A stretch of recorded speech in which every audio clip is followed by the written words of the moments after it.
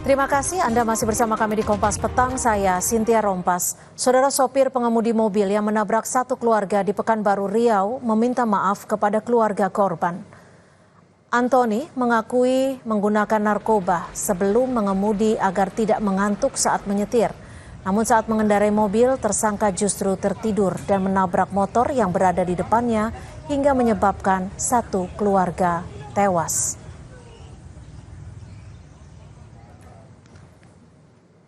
Masih besar-besar untuk masyarakat kan luar juga. Jadi abang menyesal? Menyesal. Kenapa abang mau pakai narkoba? Ya itulah Pak. Pertama karena takut ngantuk kan. Waktu itu perasaan aku udah gini, tertidur. Kalau pas bangun yang di samping teriak. Tiduran? Iya, tak tahu di depan udah ada motor. Polisi menetapkan sopir mobil Antoni sebagai tersangka. Polisi mengungkap tersangka mengendarai kendaraan dalam kondisi mabuk dan positif menggunakan narkoba saat merayakan malam pergantian tahun. Di pagi hari setelah merayakan malam tahun baru, sopir dan dua orang temannya langsung berangkat menuju kota Batam dan terjadilah kecelakaan sekitar pukul 6.30 pagi hari. Sebelum berangkat, mereka menggunakan narkotika jenis sabu-sabu. Mereka tiba di Pekanbaru dan menginap di salah satu hotel dan kemudian merayakan tahun baru dengan minuman keras. Pukul 6.30 mereka kemudian menuju ke Batam, kemudian terjadi laka lantas yang mengakibatkan 3 orang meninggal dunia. Tersangka AR terlihat bingung dan hanya bisa menatap mobil yang dikendarainya usai menabrak 3 orang yang merupakan satu keluarga di Pekanbaru Riau. Ketiga korban kecelakaan maut ini merupakan ayah, ibu, dan juga anak. Tiba di rumah duka, keluarga korban pun histeris saat mengetahui 3 anggota keluarganya jadi korban kecelakaan maut. Anton Sujarwo, Afrianti, dan Adityo Aprilio Anjani dimakamkan berdampingan di tempat pemakaman umum Tampan. Pihak keluarga berharap ada keadilan agar tersangka dihukum sesuai aturan yang berlaku. Harapan keluarga pelaku dihukum yang seadil sesuai dengan hukum yang berlaku. Tapi kalau dari kita sendiri Bang, menyangka nggak dengan kondisi ini Bang? Oh enggak, kami keluarga semakin terkejut kan, kaget. Sebelum kecelakaan terjadi, kepada polisi, tersangka AR bersama 2 rekannya mengaku sempat tertidur akibat terpengaruh minuman keras dan mengonsumsi narkoba usai merayakan malam pergantian tahun baru di sebuah klub malam di Pekanbaru Riau. Tim Liputan, Kompas TV. Kita beralih ke kasus hukum lainnya. Saudara, Polda Sulawesi Selatan mengungkap hasil otopsi jenazah korban penembakan terhadap pengacara di Bone, Sulawesi Selatan. Polisi menyebut korban mengalami luka tembak di bagian wajah dan ditemukan proyektil berkaliber 8 mm. Hasil otopsi terhadap jenazah korban Rudi S. Gani yang merupakan pengacara menunjukkan korban mengalami luka tembak di bagian wajah, tepatnya di bagian bawah mata kanan. Polisi memeriksa proyektil ke lab 4 dan hasilnya dinyatakan jika peluru tersebut berasal dari senapan angin. Polisi juga telah memeriksa 11 saksi dari keluarga maupun istri korban yang berada di lokasi saat kejadian. Korban mengalami luka tembak di bagian muka bawah mata kanan. Terus kemudian peluru bersarang di tulang leher. Nah, setelah dikeluarkan, kemudian proyektil dibawa ke labor. Labor menyatakan bahwa itu adalah peluru senapan angin, bukan senjata api. Peluru tersebut kalibernya 8 mm. Sekarang masih dalam proses penyidikan dan pengejaran dari pelaku ini. Usai disemayamkan di rumah duka di Kota Makassar, jenazah pengacara yang ditembak di Bone dimakamkan di Pemakaman Umum Galung Boko, Kabupaten Pangkep, Sulawesi Selatan. Jenazah Rudi S. Gani tiba di pemakaman umum Galung Boko, Desa Kaba, Kecamatan Minasatene, Kabupaten Pangkep pukul 10.00 WITA. Atas kejadian ini pihak keluarga berharap petugas kepolisian segera mengungkap kasus penembakan dan menangkap pelaku.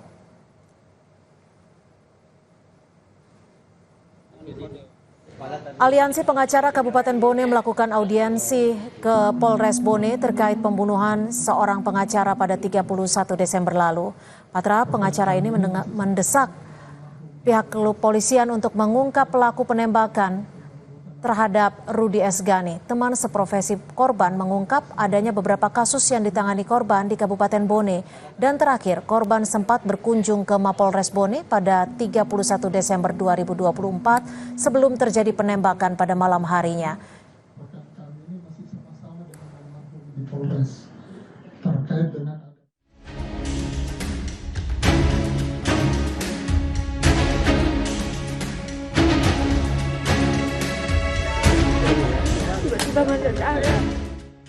Pengacara asal kota Makassar, Rudi S. Gani, meninggal dunia usai ditembak orang tak dikenal saat berada di Kabupaten Bone, Sulawesi Selatan.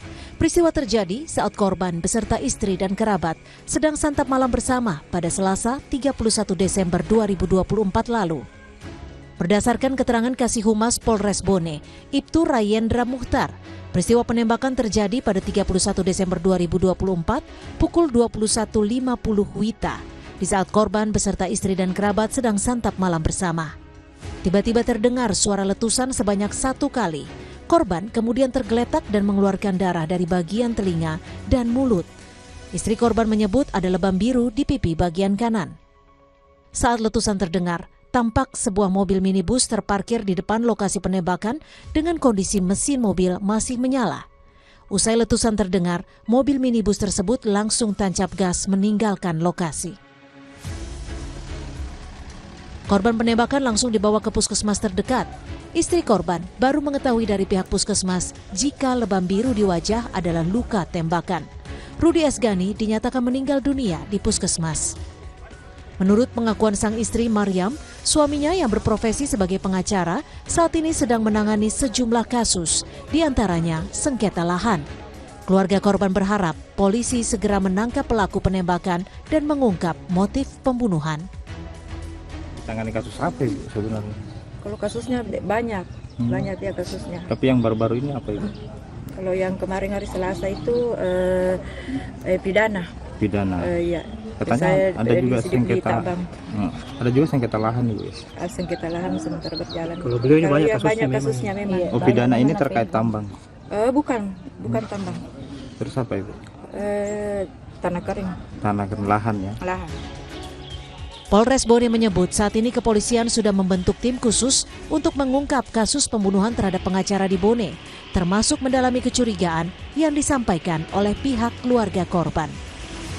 Ada beberapa kecurigaan dari pihak keluarga, namun kami belum bisa mengungkapkan di sini karena menjaga juga terkait dengan ada hubungannya atau ada informasi yang dapat diberikan kepada kami.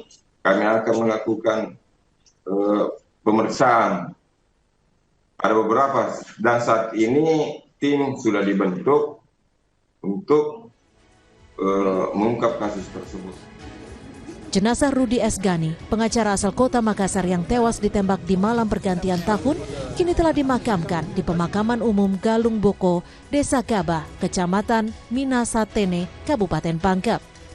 Saat ini kasus penembakan masih didalami polisi. Masyarakat yang memiliki informasi terkait peristiwa ini diimbau untuk melapor.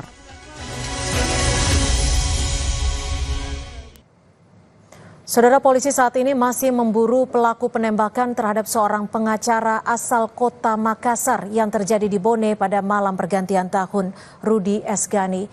Dan saat ini sudah bergabung bersama kami di Kompas Petang, istri dari korban, Ibu Mariam. Selamat petang, Ibu Mariam. Iya, selamat petang. Ya, kami dari Kompas TV juga mengucapkan turut berduka cita atas kepergian almarhum Bapak Rudi S. Gani, Ibu. Iya, terima kasih. Ya, Ibu, jika boleh kembali diceritakan seperti apa kronologi atau saat malam pergantian tahun dan juga saat Bapak ditembak oleh orang tak dikenal? Waktu itu Mbak, saya start dari Makassar jam 1:30 malam Selasa sampai di Bone jam 4:30 di rumah kami di Bone, di Desa Katukulimpo, Kecamatan Pariaja. Kami sampai di situ, istirahat sebentar. Hari Selasa jam 10 saya tinggalkan rumah menuju Kota Bone, langsung ke Polres untuk mendampingi kliennya yang terlapor penyerobotan. Jadi saat tanggal 31 Desember pagi, suami ibu atau korban itu masih mengurus suatu perkara gitu ya Bu ya? Perkara apa itu Ibu? Betul. Yang kami urus itu perkara pidana penyerobotan lahan. Saat itu bertemu dengan siapa dan saat itu apa yang diurus oleh korban Ibu? Karena kebetulan waktu itu kami sama, karena dimanapun dia pergi sidang kami selalu menemani beliau. Waktu itu kami sama kebetulan klien Bapak atau yang terlapor itu kami lewati rumahnya kalau mau ke Bone. Jadi kami singgah ambil. Jadi saya di mobil menuju Kota Bone berlima. Terlapor 2 sama istri terlapor. Bu Mariam, saat peristiwa penembakan terjadi, ini betul Ibu sedang santap malam bersama kerabat. Itu sekiranya jam berapa Ibu tepatnya peristiwa penembakan terjadi? Betul Mbak, kami itu mulai habis maghrib kami bakar ikan, mulai makan sekitar jam 9 lewat 40 sekian menit. Sementara kita makan di situ melantai semua bersama keluarga kami di situ melantai semua. Posisi saya dengan suami saya atau korban, saya sebelah kanan korban ada tukang, karena kebetulan itu kantor di Reno. Terus di samping tukang itu saya menghadap ke pintu depan atau ke jalan. Ibu betul saat itu sempat melihat ada kendaraan yang berada di dalam ataupun di luar bangunan, di luar lokasi, Bu? Kalau kendaraan Mbak, enggak ada sih selain kendaraan saya. Sempat ada informasi bahwa sempat ada kendaraan minibus yang berada di depan lokasi kejadian dan meninggalkan lokasi. Itu betul tidak Ibu?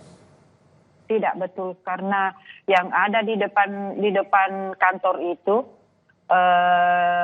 di depan kantor itu yang pertama mobil saya terparkir di bawah pohon mangga sebelah kalau dari luar sebelah kiri, terus di depan mobil saya, di belakang mobil saya ada mobil keponakan saya warna putih, Avanza juga. Cuma 2 mobil karena keponakan saya ada di situ makan di dalam. Tapi saat peristiwa terjadi, itu apa yang saat itu Ibu curigai? Waktu itu Mbak, saya sebenarnya curiga, tidak ada curiga yang ada dalam pikiranku itu Mbak, cuma ledakan petasan. Karena jadi saya itu waktu itu ada ledakan, langsung Bapak tergeletak ke belakang. Nasinya itu Mbak terhambur di piringnya itu terlempar ke bawah. Suami saya langsung tergeletak, itu darah keluar, langsung saya lompat ambil kepalanya karena saya takut tidak bisa bernapas karena darah sudah mulai keluar. Terus saya periksa semua sebelum saya lap mukanya itu darahnya. Saya periksa karena pikiran saya di waktu itu, pikiran saya waktu itu cuma saya pikir suami saya kaget dengan ledakan itu. Saya pikir suami saya kaget, langsung terpenting ke belakang. Saya pikir itu terbentur kepalanya. Saya pikir pecah pembuluh darah karena banyak sekali darah keluar. Tapi saya periksa telinganya, tidak ada darah keluar. Iya, Ibu Mariam, ini kan sudah dikonfirmasi oleh pihak kepolisian bahwa pelaku menggunakan senapan angin berkaliber 8 mm. Saat peristiwa terjadi, Ibu kan sedang santap malam bersama kerabat. Ada tidak dari pihak kerabat yang santap malam saat itu melihat ada orang di luar ataupun ciri-ciri tertentu? Tidak ada, Mbak. Waktu kami makan itu, kami juga kalau karena yang keluarga itu ya dia membelakangi jalan karena dia duduk di samping di dekat pintu keluar. Yang melihat itu saya saja sama almarhum korban sama itu tukang kalau ada, tapi saya lihat tidak ada motor lewat, tidak ada orang tinggal, tidak ada siapapun. Dari pihak keluarga ataupun kerabat korban, ada tidak kecurigaan dari pihak keluarga yang mungkin sudah disampaikan ke pihak kepolisian agar mengungkap kasus ini? Kalau kecurigaan, Mbak, kami belum tahu, cuma waktu ditelepon sama waktu ditanya sama dari pihak kepolisian mengenai kasusnya, cuma kasusnya yang saya sampaikan. Bahwa dia menangani kasus ini, cuma di situ yang kami sampaikan. Ada berapa kasus yang saat ini sedang ditangani Pak Rudi, Ibu? Kalau pidananya ada 3, perdata 1, perceraian 2. Ini untuk kasus-kasus ini sudah sampai di tingkat apa, Ibu? Kalau pidana dulu ya, karena 3 pidana.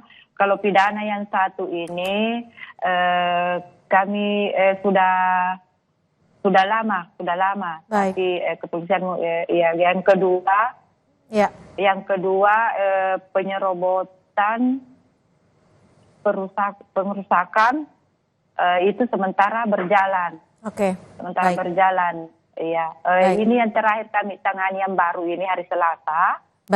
Penyerobotan juga kita yang didampingi yang terlapor. Baik, sekali lagi kami ikut berduka cita atas kepergian dari Pak Rudi Esgani dan semoga polisi segera mengungkap kasus dari penembakan ini. Terima kasih Ibu Mariam sudah berbagi di Kompas Petang. Selamat sore, Ibu. Selamat sore. Saudara, informasi lainnya masih akan kami hadirkan selepas jeda di Kompas Petang. Di antaranya pemilik rental Makmur Jaya, Mekarsari, Kecamatan Rajek, Kabupaten Tangerang, Banten, tewas ditembak di res area Tol Tangerang Merak, kilometer 45, Desa Pabuaran, Kecamatan Jayanti, Balaraja, Kabupaten Tangerang, Banten. Pemilik mobil rental tewas tertembak di Tol Tangerang.